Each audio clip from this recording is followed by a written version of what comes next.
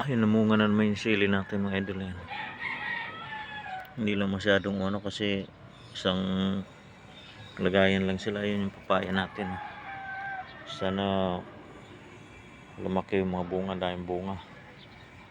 Tapos yung patulan natin yan, meron na naman. Nakuha ko lang ng tatlong ano malaki. Meron na naman. Yung orange wala pa. Sana mamunga rin tong orange na to. Ito yung dalanda natin. Ayan, wala oh. Tagal na, hindi pa rin namunga. Itong santol. Itong papaya rin dito. Dalawang papaya. Ayan, may bunga na rin. Sana lumaki nga.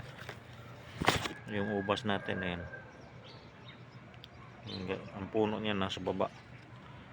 Market na dito sa third floor. Guyabano natin nabuhay ulit, namatay na yun. Tapos dito sa likod, ang palaya, kamatis, yan. Tapos papaya ulit, sa dragon fruit. Ay, maliliit naman yung palaya. Maliit lang kasi ng ano mga idol yun. Baldi lang ng pintura yung pinaglagyan ko, kaya hindi siya nakabuelo. Pag ano lang yan, libangan ko lang yan.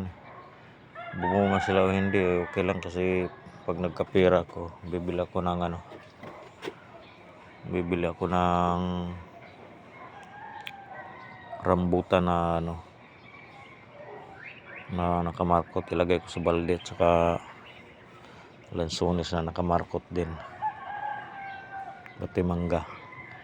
Yan, kahit itong santol okay lang to, kung mamunga ba to hindi, parang dagdag lilim mo lang to kasi ang liit lang naman ng ano, balde lang din na ano, yung container lang yun, nabilog.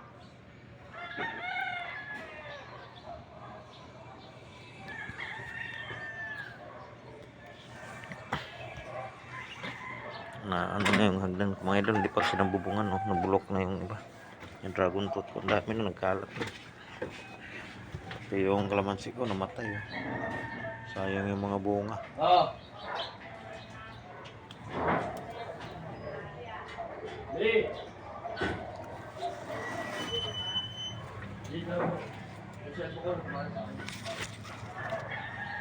So yun lang mga idol, bye bye, maraming salamat.